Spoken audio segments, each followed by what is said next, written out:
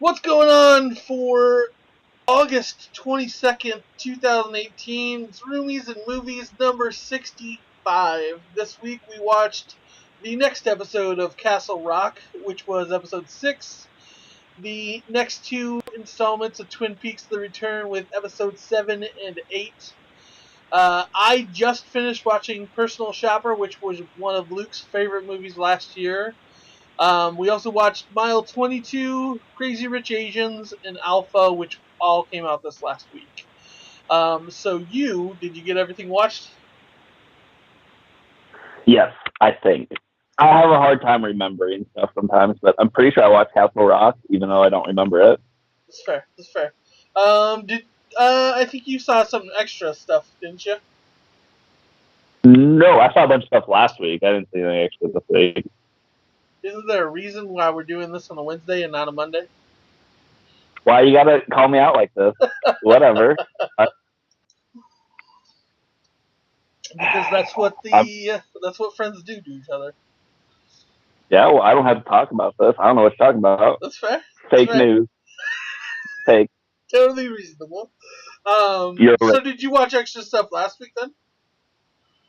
Yeah, I talked about last week. I saw 8th Grade and Blackkklansman and Spio Dumped Me. I think I'm gonna get a chance at seeing it. I think 8th Grade's coming here this week. I think Blackkklansman's in Mesa City, which I'll make a drive for.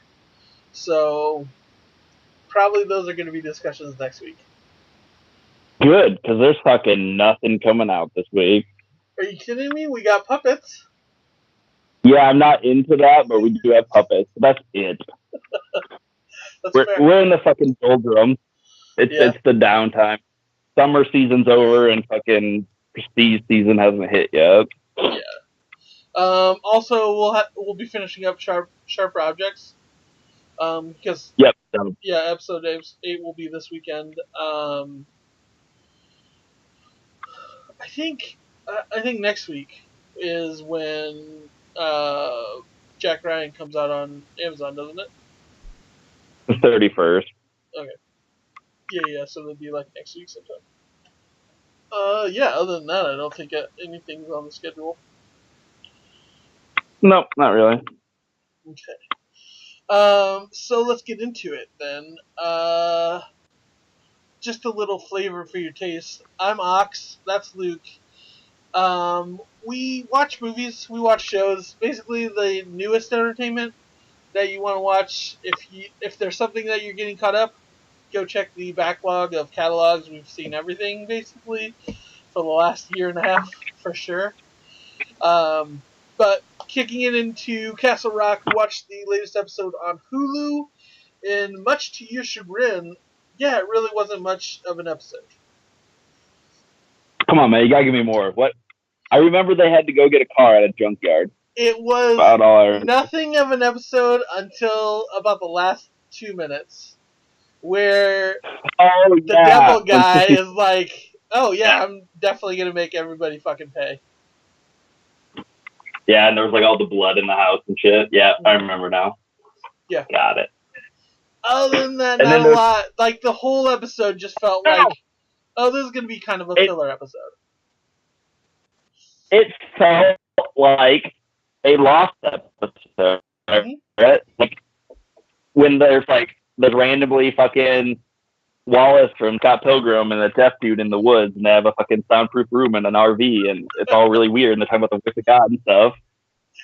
Yeah, I remember. Shit gets weird. Shit keeps getting weirder. The RV the voice of God bullshit thing. I can't call it bullshit because I mean it was something real. Then you have Stick looking for the warden's old car, which he pulls a gun on somebody and makes them deliver it back to the place. So we'll see where that ends.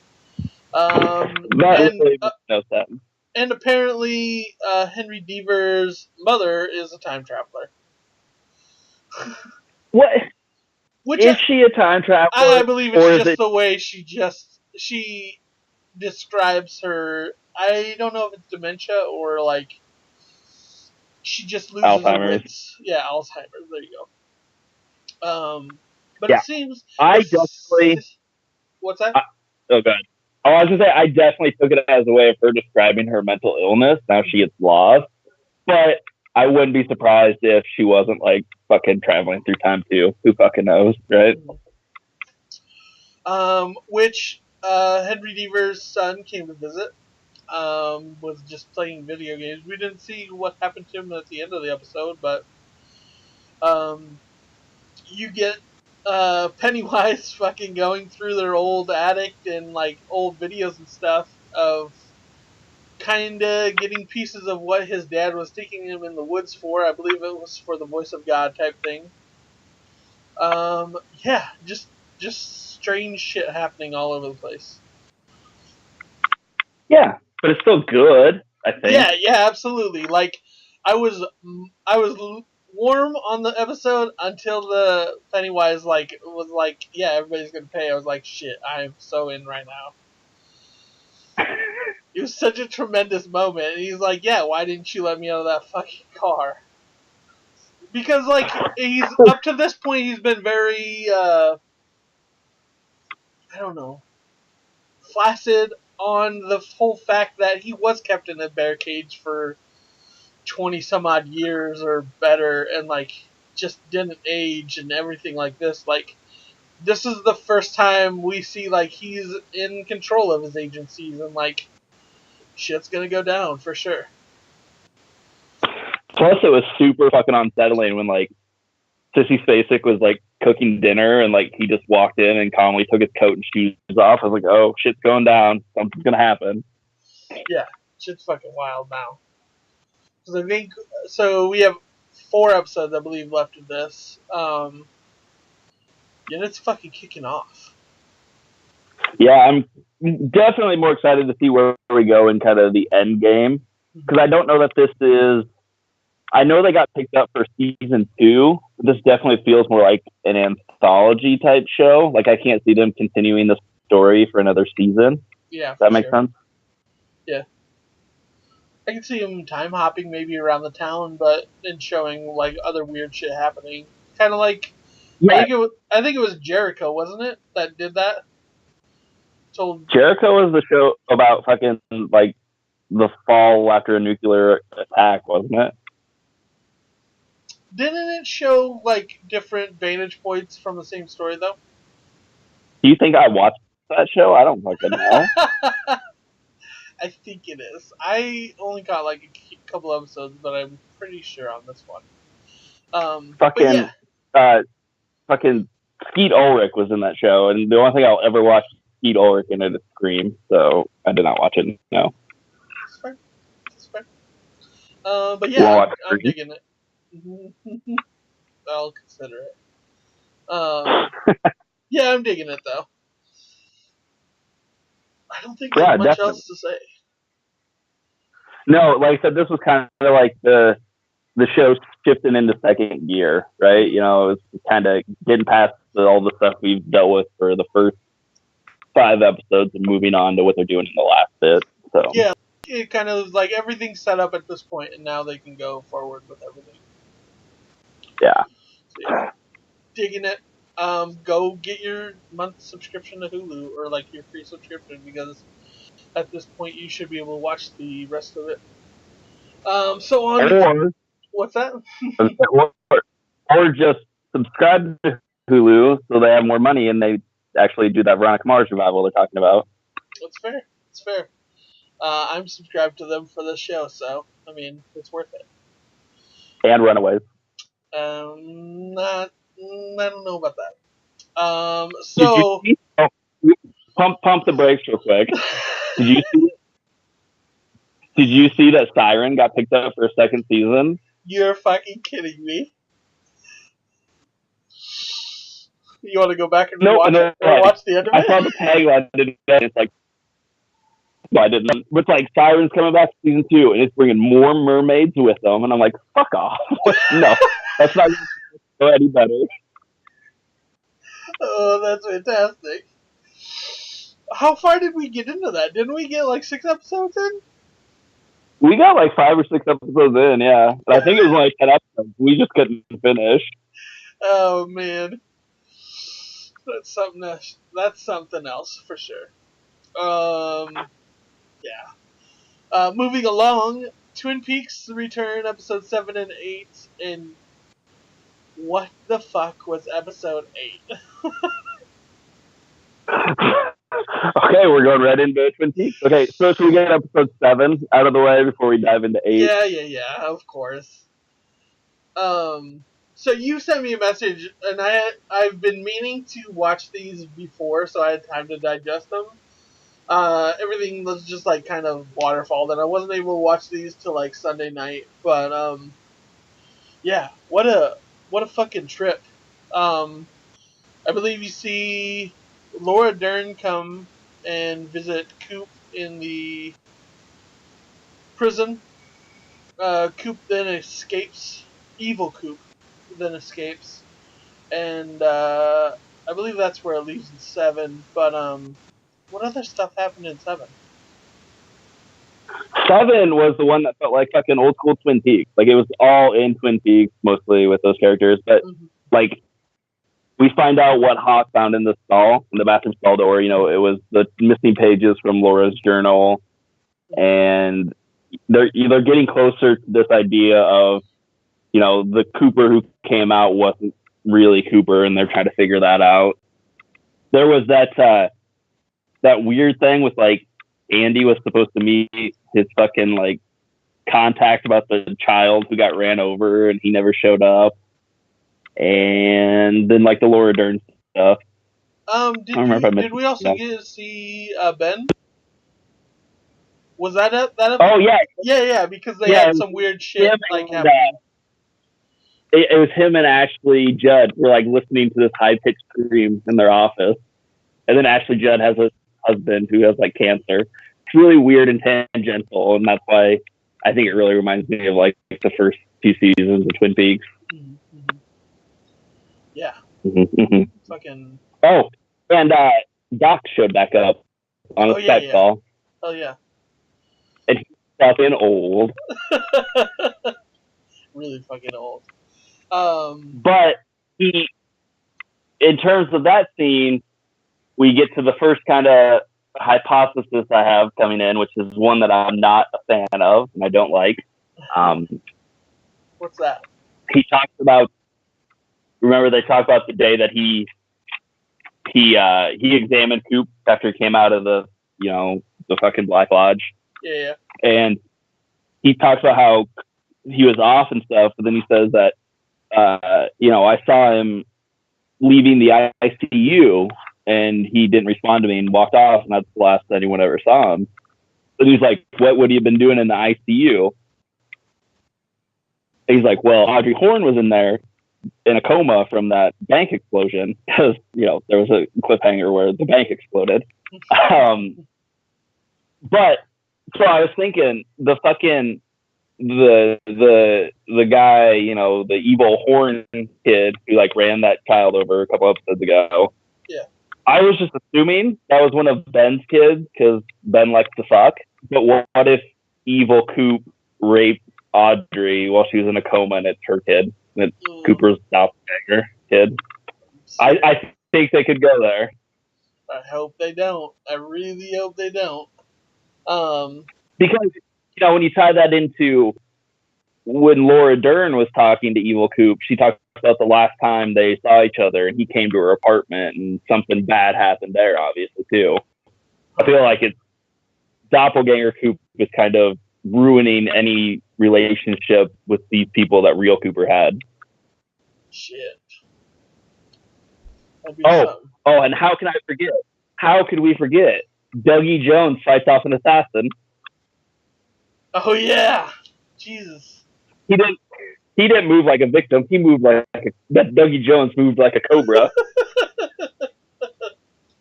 Oh, it's so good. And then we finally meet Laura Dern's character, that's who Coop would talk to on the he would leave her messages, right? Yeah, it was Diane. He always was in his voice when we talked about the cases and stuff. So they finally brought in Diane, and she's not having any fucking their shit. Yeah, which seems to speak to the point where you said, like, the last time they saw each other, like, it seems like Coop severed that relationship pretty well, too. Yeah. Fucking doppelganger evil Coop. Can't believe he's doing this shit. Fucking evil Coop. So yeah, that was pretty intense. I was just getting to episode 8, and what a mindfuck that is. Well, I mean, episode 8 can be broken down into it's 4 parts, right? There's the opening scene with doppelganger Coop. There's the atomic bomb trippy scene, and then there's the scene set in the 50s, and then there's also the performance by the 9 Inch Nails. Because what the fuck? Yeah, that's everything I have. Cause what the fuck? I mean, we can try and break it down if you want to. So the guy that Cooper breaks out of jail, we haven't seen him since the first episode when we first saw Evil Cooper, and he picked up him and that girl he killed in the first episode. It appears that he is working against Evil Coop at the behest of Philip Dress Jeffries, which was Bowie's character from Fire Walk with Me. But he takes Evil Coop out to the woods, middle of nowhere, and shoots him. And then all of a sudden, those fucking scary ass hobos come and rip Bob's face out of his body. So they just ripped him. So Evil Coop is still part of this world, right? Yes, he's still. They show him sit back up, and he's like alive. But they carried off Evil Bob. I don't know if they carried him off, but they were definitely like ripping him out. But I don't ever know that they took him completely out. Huh. But I suppose, the doppelganger. It was one of those weird things where like it wasn't Coop who left the Black Lodge; it was his doppelganger. Yeah. But Bob was riding along in that doppelganger, so it might just be Doppelcoop now with Bob free from within him. Yeah, you also saw Coop talking to the good right arm when he stopped the assassination. So you're getting a little bit more of that. Evil Coop knows where the other guy was heading, to the farm. And yeah, like that fucking trippy scene, just I have no idea. Because that's the giant, right? Well, it's the whole build up. It's like the nuclear bomb test going off, and then you go inside of it and you see all these lights and stuff, and then you see the giant and whoever's hanging out with them at that point. And a lot of shit happens in there. You get this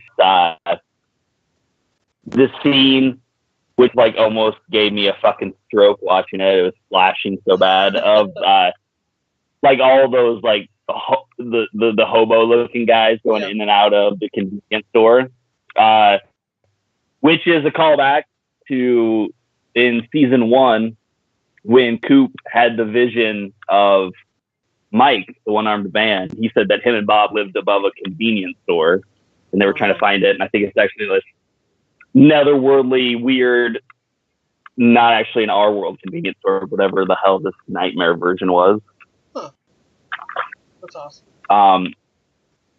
And then I think it might have been in the deleted scene or something, but in Fire Walk with Me, like they talk about again, he was like in this convenience store, above the convenience store, and there was all this weird people up there, and like that was kind of like the Black Lodge area. Then that's where it gets a little weird. Even more so, I guess. I guess my takeaway from it is with the nuclear test that we're watching, you see man's capacity for evil reach a point where these entities from the Black Lodge are able to travel into our reality. Like, that's when you see Bob being spit out by that thing. I don't even know how to describe what we're trying to talk about here. And then when you see the giant, the alarm goes off, and he watches that scene. He's watching on this projected wall, seeing the explosion and the Bob being released. And that's when they, I don't know, all this color comes from his head, and then he makes the fucking orb with Laura Palmer's face in it, and they send that to Earth. So it's kind of if the giant represents the good side and Bob's the evil side, whatever this thing that spit Bob into our world was. Okay. It seems like they're trying, the giant is the I hate to say good, because this seems more in depth than a battle of good and evil, but he's trying to send he's trying to be counterbalance. Yeah, and he's sent the essence of Laura Palmer down there to kind of be a counterbalance. I don't know yet. We'll have to see where this goes, but very interesting. And then you get the fucking whatever that last sequence was, where the woodsman. Yeah, got a light. Yeah, that was fucking weird.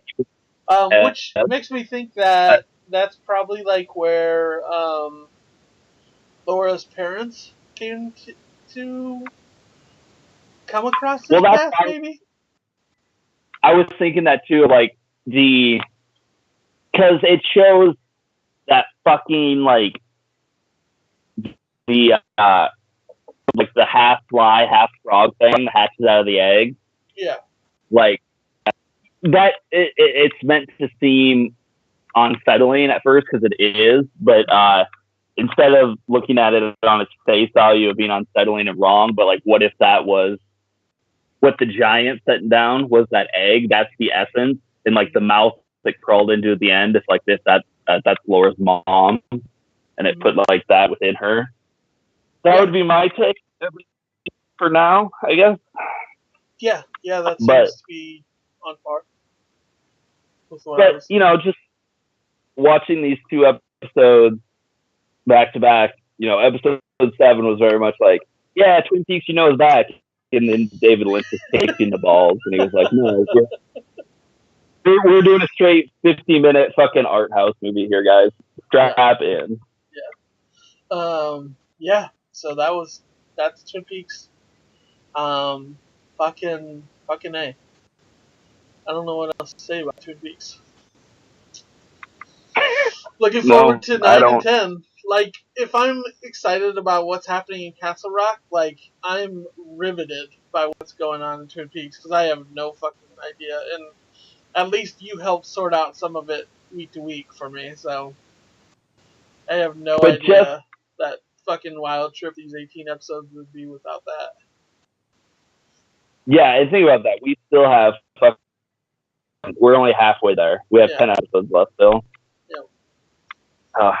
I needed this right now. That's all I know. And I was not.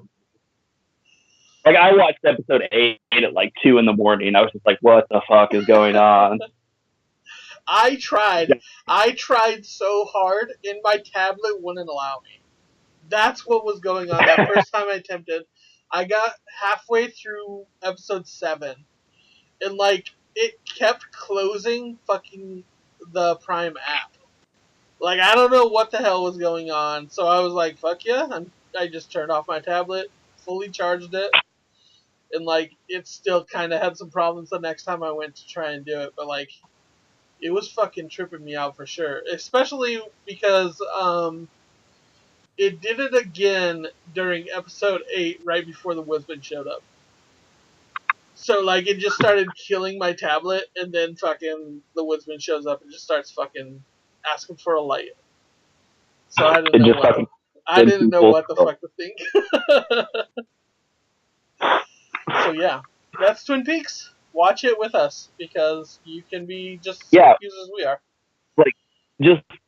You have to watch it because everything we just described obviously makes no sense contextually. Yeah. Like, especially, like, I can say there's a scene where the camera watches an atomic bomb go off and then we go inside of it. But, like, it's so much more than that, what you actually experience with this. And especially the sound design is fucking ridiculous in this episode. Yeah, it's crazy to think that this is somebody who's been in the game for 30 plus years. And, like, I don't think he could have made something like this. I mean, he could have tried and it would have gotten close, but, like, it's the little nuances and details that really show that, like, this is exactly what he wants, and, like, he's getting what he wanted from these things that is confusing the fuck out of everything. So, yeah. Man, I don't know. I just really want Coop to come back now and just start talking me through this. I need Coop being there to be like, of course, here's what this means. I want that too. I hope we get this at some point during the season. So let's go on and let's talk Personal Shopper, because I just finished that one. And well, I've talked about it twice on the show so far. I talked about it back in like February last year when I saw it. Yeah. And then obviously actually it was probably, I can't remember when we did our top 10. If it was the end of last year or the beginning of this year, but I talked about it again on that episode. So at this point, I'm just really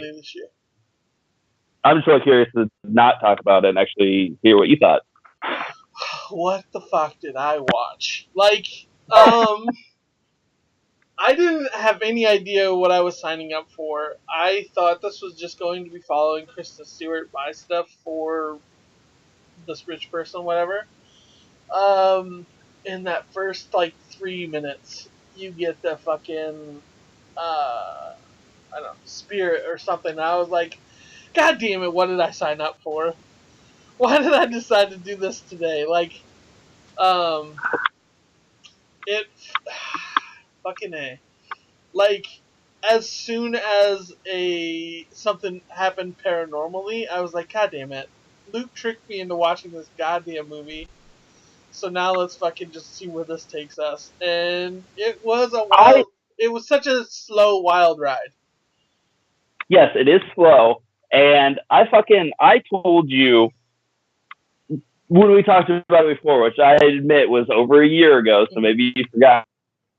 Like, I told you that there was fucking ghosts in it. I was like, because that was one of my detractions, was like, they do some really iffy effects, and I wish they had not gone that way within the story. I wish they had kept it more reserved as opposed to showing.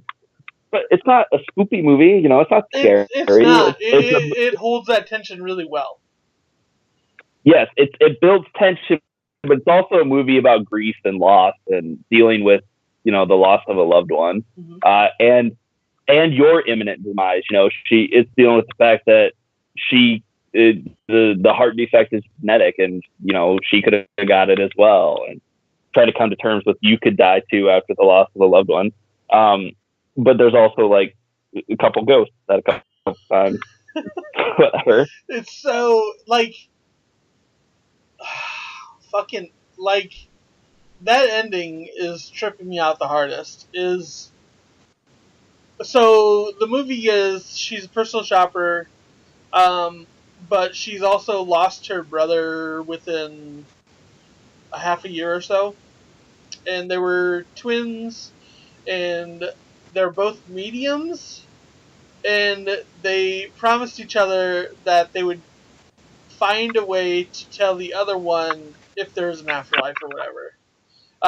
So she's basically gone 3 months, I think it was, without feeling his presence, but started feeling some presences. While she's out shopping for this rich lady, starts receiving text messages from an unknown number, and she's trying to figure out who's sending him to her, and then the climax, I would say, she walks in on this rich person who's been murdered in her apartment, and like feels ashamed because she broke the rules with her, and it seems like something's there when she is also. And I like, there was a moment where she spoke about she doesn't like horror movies because it's a female running away from it, and I love that the gave her tension scenes and didn't make her shy away from them. Like, she almost went towards the danger every single time, until the danger got a little bit too much that time and she took the fuck off, which I would have been gone 5 minutes before that. Like, but I thought it really added to. I went into this movie thinking it wasn't going to be all that great because, from what I've seen from Kristen Stewart, I don't think she's that great of an actress. I think she's very one note, and this movie really showed that she has more than that. And I was pretty blown away with her performance for the whole thing. So Yeah, I definitely remember that I was lauding her performance, and you didn't believe it at all. I remember that discussion for sure. but yeah, No, she's wonderfully. It's very subdued, and it's like I said. Fuck, I'll just reiterate. Like I said, then the performance is a lot more in what she's not doing than what she is doing.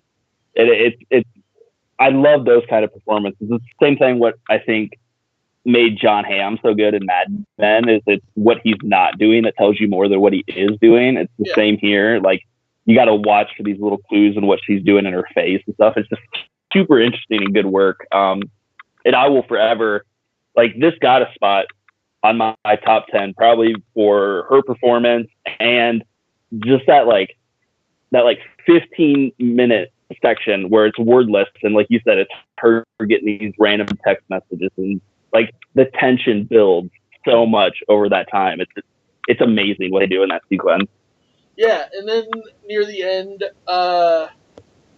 there's a figure behind her, and then it kind of disappears, but like some shit happens, and then she makes it to her boyfriend, and like some shit happens again, and it's kind of left ambiguously, like, was she the one doing all this to herself, or is she actually sensing some other shit? And like that was brilliant.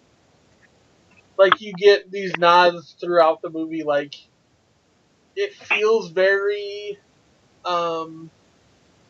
like it could be split personality, like Fight Club, except it never gives it away. It lets you decipher for yourself which way you would like it to spin. So yeah, It's really good. it's a really dope what movie. I'm saying. It's not entirely my speed, but like that last 5 minutes or so really hooked me that I'm like, I kind of want to watch it again. Like, I will keep pushing movies on like this on you until it does become your speed. Because it's just so much better when that's your speed. Yeah, I get it. So that's Personal Shopper.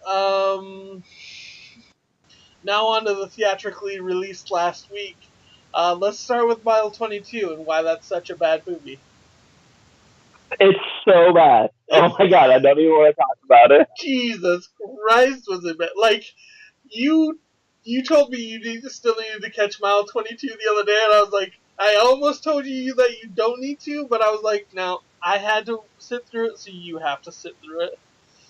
But wow. The only saving grace is that, these fucking AMC Pass, I didn't technically pay for it, but Jesus Christ, and I've been pissed if I had.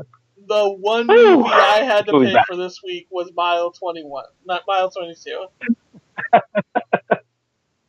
So I don't know. You thought, I thought it might have been a toss-up for you. I was like, maybe he'll like it, because you seem to like shitty action movies. So the action's all right.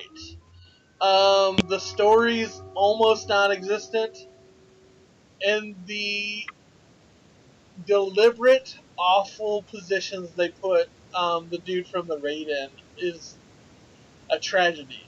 It felt like I was so pissed off leaving the theater. I was like, what did I just watch? Was that fucking Game of Thrones episode season 7 because it was that same shitty fight from Euron's fucking ship where it's jump cut every fifth of a second, and it's so hard to follow. That's what's so upsetting. I think is like you get fucking Eco from the raid, a guy can just fucking do amazing things with fight sequences, and you chop them all to hell. So you can't fucking see anything. Mm-hmm. Mm-hmm. It's infuriating. And what sucks, sure, is like I think he comes across the best out of anyone in that movie, in terms of like charisma and like what he's doing in the movie. Mm-hmm. Like fuck Mark Wahlberg. Like give me a movie about Eco and make it good. Yeah, I thought the double cross was pretty great. It heavily hinted at it throughout.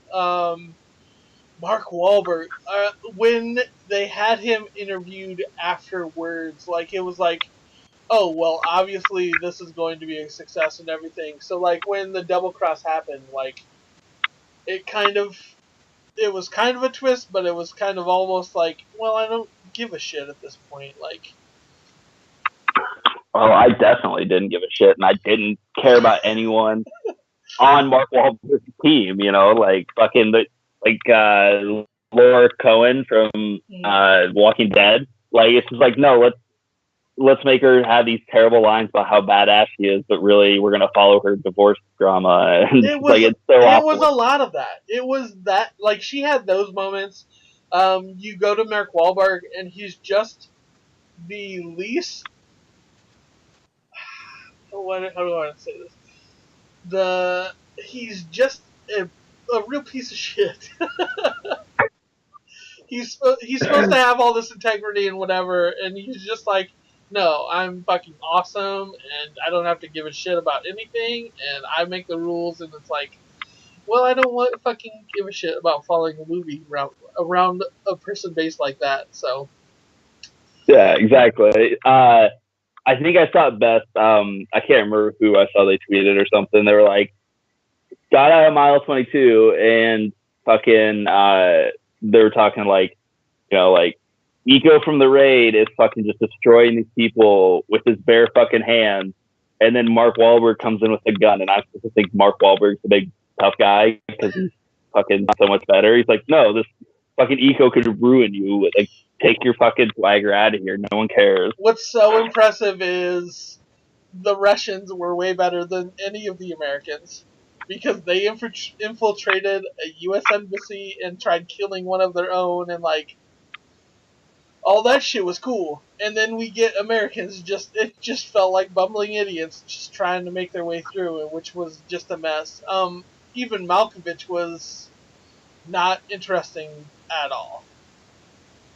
I haven't been interested in Malkovich since Burn After Reading, maybe. The last time I thought he was interesting. Like, it's sad. Like, you get Malkovich, you let him fucking chew the scenery and just fucking go over the top, because that's what you hired Don Malkovich for, not this, What a mess of a movie. Fuck. So the question I have is, what was the worst action movie of the year? Was it this or was it The Commuter? I think you'd have to go to this only because I know what Echo's capable of with Raid 2. Commuter was really just boring. I mean, this had some... You know what? That's funny.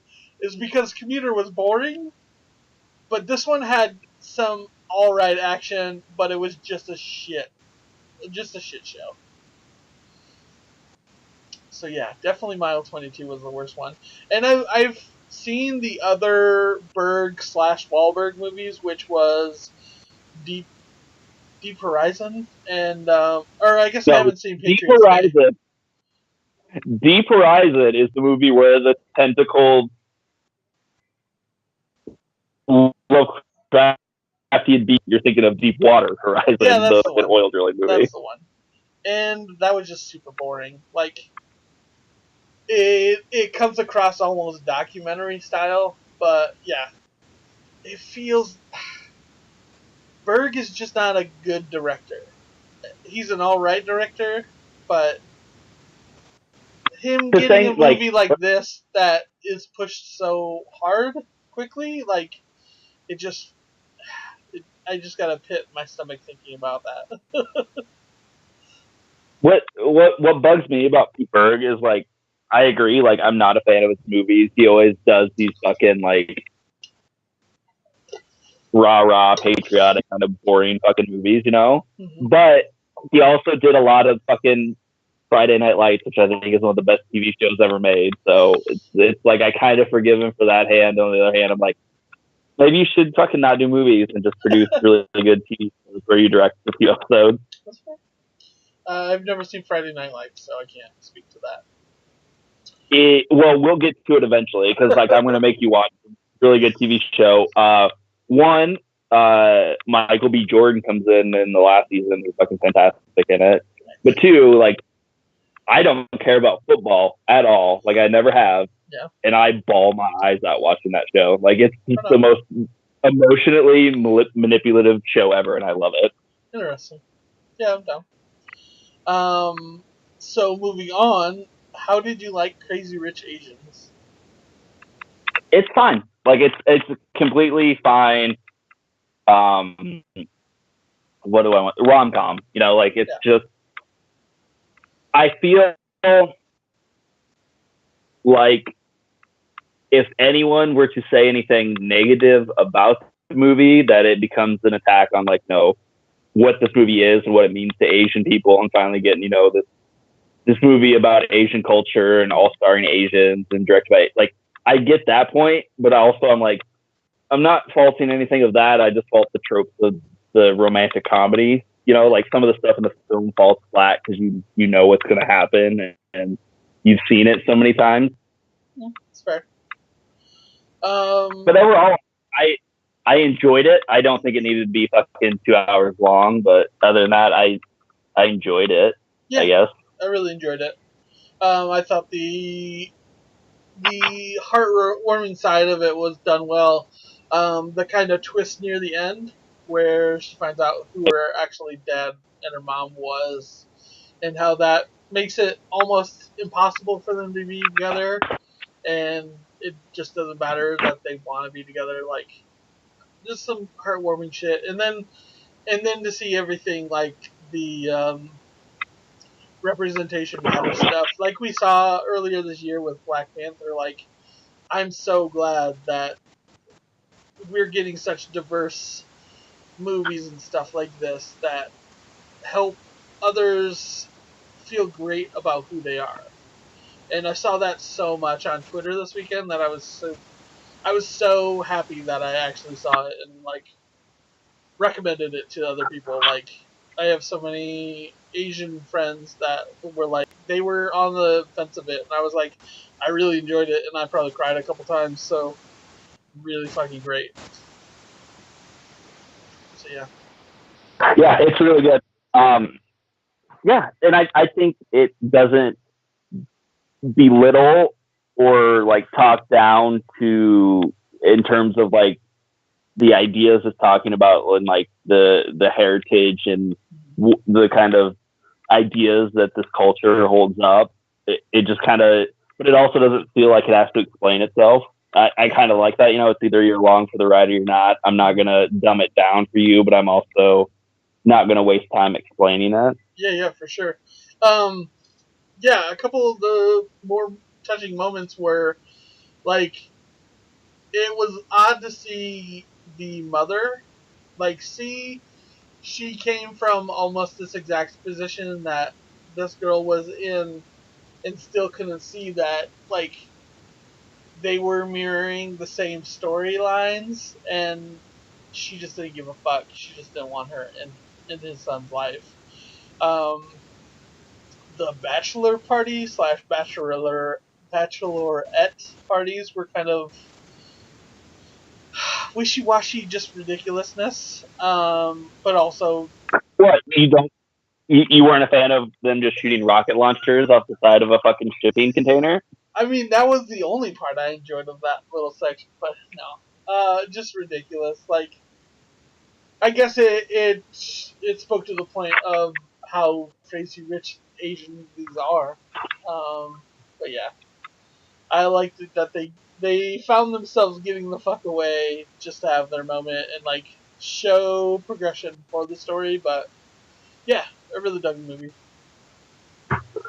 Yeah, it's good. Everyone's pretty strong. But like I said, it's I don't know. It falls into kind of the same formulaic traps that most romantic, like he didn't tell her about his family, and now they're gonna have a fight. Like kind of the stupid like stuff that these films kind of hinge on. These little ways to make conflict. They kind of seem tired at points, but everyone I think is fairly strong enough acting wise that they pull a lot of it off. Yeah. I like it. So then moving onward, did you like Alpha? I would have loved Alpha if it had only been 30 minutes long. Really? Which is so strange considering how slow Personal Shopper was. Like, it felt, looking back, Alpha felt that same slowness creep to the story. But in terms of like what the narrative that Personal Shopper goes over in the character beats, much more happens than what happens. Alpha spends an hour and a half of just the same thing over and over. Like, boy and dog are walking. Boy and dog are sleeping in a cave. Now they're learning to play fetch. Now they're back in a cave. Now they're walking. It's so much of nothing. Like, and they don't really, I feel they don't internalize the idea, like this is a coming of age story, right? This is the boy becoming the man. But it doesn't really ever. I don't think you notice that until you see him with a little bit of a mustache, like, on the end of his journey. Yeah, like, there's no actual, like, within terms of, like, I don't see a growth there. I mean, you could say there's, a survivor spirit that he continues on and keeps going, but it so much of it seems blasé, right? Like I broke my leg, but I'm not fighting through, I'm sitting in a cave for a little bit. Now I'm walking. And there's so much just walking, but it's fucking beautifully shot. Like, it's so gorgeous to look at. Yeah, that's for sure. I really love this movie only because it plays a counterpart to a short I've seen. I tweeted about this. If you've ever seen Karn by Jeff Labars, it's a little French short. It's about, I want to say it's 5 or 6 minutes, but it's basically this kid gets lost in the forest. He happens across this wolf that's shot and is bleeding, and it basically tells the little boy that, listen, I'm dying, you can take my fur for warmth, you can take my meat to survive, but I have some young wolves that need taken care of if you can take care of them. And so he does that, and, like, it's really beautiful because, like, it's almost like this paper cutout design, but when he walks away from the wolf wearing her hide and whatever, like, there's a blood trail that follows him. So then you cut back to the parents, and they're searching for him, and, like, they happen upon this blood trail, and when it leads them to him, it's dark at night, but he's wearing the fur over himself, and, like, he has the head over his top of his head. So when he's running at his parents, they only see the wolf head in the dark, and they end up shooting their son. And it feels like the kid got his comeuppance because he promised this wolf to take care of those little babies. And, like, and this is the reverse where he actually helped it because he started to feel for it and helped it get along the path, and then surprise, it was pregnant. So, and now man and wolf are best friends now, and we're gonna hunt together. Hell yeah! Yay! I fucking love it. But like I if it had been like a 20, 30-minute short, I would have been way into it. Like, I just don't feel it has any narrative reason to be 90 minutes long. That's fair. That's fair. Yeah, I just really like it because it's beautiful and just the story aspect. I agree with you. It could have been way shorter. Which is really odd for me to say, considering how much I give you crap about liking these slow burns, and like this one just worked so well for me. So, yeah. I'm starting to change you. That's it. That's all it is. Probably, but it was also right on the heels of Mile 22, and anything could have been better than that. See, I watched it after Crazy Rotation, so maybe that was the problem. You get this like very, vibrant, lively. Mm-hmm. Everyone's moving and talking a mile a minute in Crazy Rotations, and then you come to this where it is slow, and that's never a problem for movies. I just felt there was no reason for me to be watching this for 90 minutes. Yeah, it gave me those vibes of like 13th Warrior, when Banderas is like just amongst these other warriors and can't speak the language, and finally like figures out a way to speak and converse to them. It felt a lot like that. Him trying to speak to this wolf. But I wish the saber-toothed tiger fight would have been a little bit more.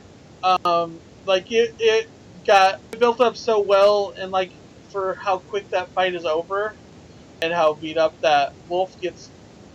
I think they could have done it just a little bit more and showed off that saber tooth and him readying the arrow to shoot it, but yeah, ridiculous. Whereas like I'm the opposite in that I felt like they played to their strength, which is to hide it in shadow as much as they could, because it probably would have looked cheap and ridiculous. Yeah, that makes a lot of sense. You're telling me you wouldn't want a giant saber-toothed tiger that with broken legs, like from that whatever movie from Sci-Fi? There's a Sci-Fi movie with a saber-toothed tiger? I know we watched it because that was the movie I swore off Dimension Extreme. No. But that said, if you want saber-toothed tigers, we could go back and watch, what the fuck was it? 20,000 BC or whatever, the Roland Emmerich movie. Fucking cavemen. Yeah. But yeah, I think that'll do it then. Awesome. Don't see Mile 22. If you skipped to this end to see what we thought, just skip Mile 22, but watch the rest of the stuff. Other stuff's all good. Yeah, Mile 22 is a fucking jingoistic, racist, awful action movie. So have fun if that's your thing, I guess. No, we're telling you not to watch it because the world has enough bad movies, and you shouldn't give money to those bad movies. True. That movie flopped hard too. It didn't make any money. Oh man, that's great. That makes a little smile on my face. So then what are we watching for next week? Obviously the next 2 episodes of Twin Peaks. We'll watch the last 3 episodes of Sharp Objects, next of Castle Rock. Then we got Puppets. Mm-hmm. Have you seen anything on Axel? I've seen the trailer and no. That's your answer. Alright, fair enough. And then I'll watch 8th Grade and Blackkklansman. Yeah, so we'll have a full kind of recap on that stuff. So. Yeah, that works. Yeah. So yeah, watch that stuff, and we'll catch you next. Cool. And pineapple and all that good stuff.